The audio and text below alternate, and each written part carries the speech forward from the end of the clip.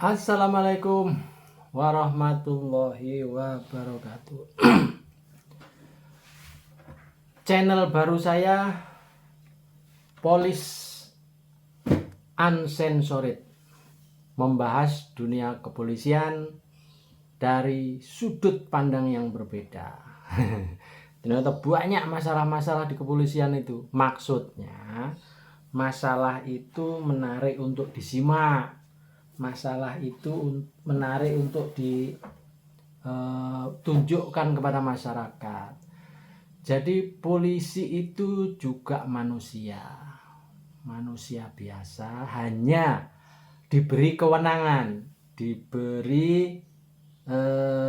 jadi ibarat senjata. Polisi kan memang dibekali oleh senjata, tetapi dia harus mempunyai kemampuan kapan menggunakan senjata itu dengan sebaik-baiknya.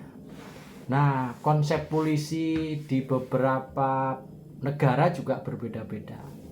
Nah, khusus di Indonesia sebenarnya yang paling utama polisi adalah menjadi pengayom, pelayan, dan pelindung masyarakat. Disinilah banyak hal yang bisa kita kuak, disinilah banyak hal yang sering terjadi dilema. Kali ini saya mencoba membahas salah satu, barangkali mungkin kalau disebut cerita lucu ya lucu, kalau disebut cerita konyol ya konyol, dari seorang polisi yang kebetulan kisah itu diceritakan dalam sebuah buku yang saya juga yang menjadi penulisnya.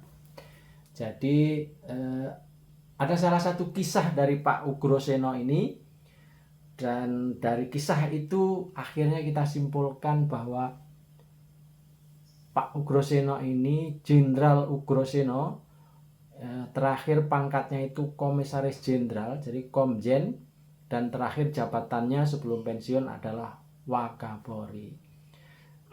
Jadi saya kira selalu menarik sisi-sisi lain kehidupan seorang polisi. Kalau kita mengenal Pak Ugroseno, beliau adalah sosok polisi ganteng, gagah. Ya kalau kumisnya nggak terlalu tebal ya, bukan kayak Pak Timur Pradopo. Pak Ugroseno ini ganteng, keren lah. Ya saya kira pas lah seorang polisi, tinggi ya kan. Artinya berwibawa. Tapi yang penting ternyata salah satu prinsip Pak Ugroseno kenapa memilih profesi seorang anggota Polri, ternyata lebih kepada jiwa pengabdian.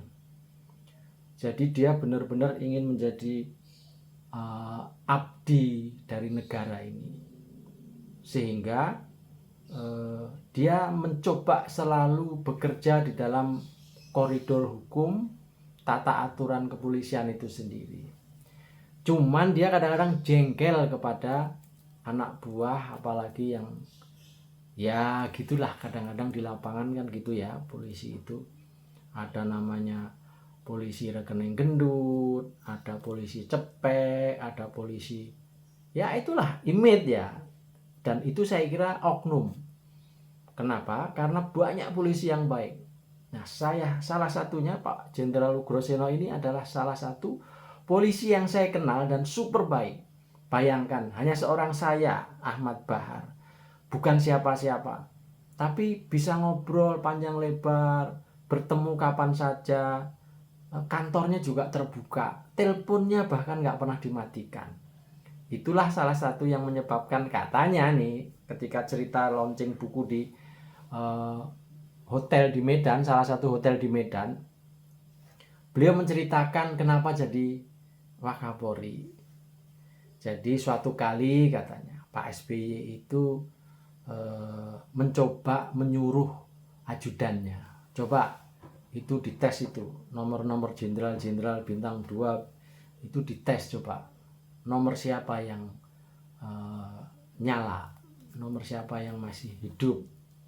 Kalau memang menjadi pengabdi masyarakat kan berarti HP-nya itu 24 jam harus nyala kan, harus hidup kan. Nah, diteleponnya oleh ajudan Pak SBY saat itu beberapa jenderal. Jenderal A, pejabat utama di Polri, mati HP-nya. Jenderal B cuman bilang tut. Jenderal C sama, nggak bunyi HP-nya. Kira-kira ada 6 jenderal kalau nggak salah. Dari cerita itu HP-nya mati semua. Begitu dipencet nomor Pak Ugroseno nyala. Dan ditelepon itu untuk apa? Ternyata katanya untuk ditawari menjadi Wakapolri. Nah, karena Pak Ugroseno HP-nya nyala, akhirnya dialah yang ditawari untuk menjadi Wakapolri. Ya, ini cerita ini yang menceritakan Pak Ugroseno sendiri. Apakah itu benar-benar terjadi atau tidak, wallahu alam. Tapi yang jelas cerita itu menarik untuk disimak, menarik untuk kita pakai sebagai pelajaran. Artinya sebagai seorang pemimpin, sebagai seorang jenderal petinggi di Polri itu harusnya HP on terus, siapapun yang menelpon, mulai tukang sate, tukang soto, tukang solder yang semua diawali oleh S, itu harus bisa dihubungi gitu maksudnya. Mungkin dimintai bantuan, ada kecelakaan, ada pembunuhan, ada apa gitu. Lah kalau HP-nya mati bagaimana? Misalnya orang mau bunuh diri, mau ini untuk dicegah. Ingat, polisi itu kan mengurusi orang dari sebelum lahir sampai meninggal. Jadi banyak sekali urusan polisi itu, termasuk ngurusi kejahatan-kejahatan.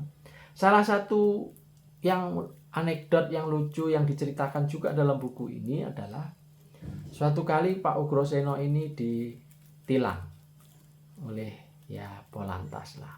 Pasti Polantas itu pangkatnya rendah kan. Maksudnya pada saat itu dari cerita itu pangkatnya sangat rendah. Nah, dalam dialog itu kebetulan Pak Ugroseno itu hanya pakai kaos oblong, dan ketika itu keluar dari ceritanya, ini keluar dari Polda Metro, mau menjemput keluarganya di bandara. Begitu keluar dari Polda Metro, zaman tahun-tahun itu kan masih ada namanya 3-in-1. Kalau sekarang kan ganjil genap ya. Kalau dulu itu ada namanya 3-in-1. Nah, ketika mau masuk ke tol, Pak Ugro itu langsung dipotong. Berarti itu kan di jalan, kalau nggak salah jalan Jenderal Sudirman, atau mau ke arah Gatot Subroto menuju ke Bandara Soekarno-Hatta itu. Nah, di-stoplah oleh Polantas berkendaraan. Mobilnya disuruh minggir. Dalam posisi Pak Ugro duduk masih di kursi yang ada, maksudnya di depan kemudi. Pak Ugro ditanya, "Bapak mau kemana?" "Saya mau ke bandara." "Kok lewat sini?" "Lah mau lewat mana lagi? Kan jalannya lewat sini." "Izin Bapak, Bapak ini melanggar, ada 3 pelanggaran." "Loh, kok banyak sekali?" "Iya, 1, Bapak melanggar 3-in-1. Yang kedua katanya Bapak melanggar marka jalan. Yang ketiga, waktu itu ditanya, Pak Ugro memang tidak bisa menunjukkan SIM, tetapi menunjukkan SIM internasional atau SIM saat beliau bekerja atau saat beliau bertugas di Papua. Artinya ada SIM yang berlaku internasional, kira-kira begitu. Tapi si polisi ini rupanya memang ya mungkin dalam tanda kutip bodoh, terus otaknya pengen duit. kalau memberhentikan orang itu kan sering kemudian terjadi transaksi. Itu dulu loh ya, saya ingat ini cerita ini dulu lah. Kalau sekarang nggak tahu, kan ada tilang elektronik, ada apa itu, kayaknya nggak bisa langsung gitu ya kalau sekarang. Jadi sekali lagi ini cerita dulu loh, dan ini cerita yang diceritakan ada di dalam buku berjudul Ugroseno menjadi polisi untuk mengabdi. Singkat cerita, Pak Ugro nanya, "Jadi aku salah piro? Berapa pasal ini yang dilanggar?" 3, Komandan. "Apa aja?" seperti yang saya bilang tadi itu. Satu, melanggar 3 in 1. Dua, melanggar marka jalan. Yang ketiga, melanggar karena nggak punya SIM yang berlaku di Indonesia. Kira-kira begitu. Jadi berapa? Ya 300 dan. Bukan dan manggilnya. 300 Pak ini Pak.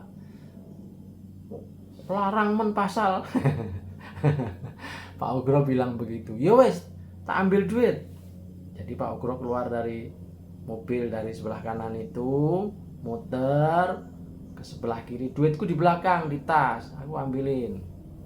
Nah, Polantasnya juga ikut ke muka, ke samping, kemudian Pak Ugro buka pintu. Nah, saat buka pintulah, itulah ada namanya peci atau apalah yang biasa dipakai oleh polisi atau anggota Polri itu, dan di situ ada bintangnya.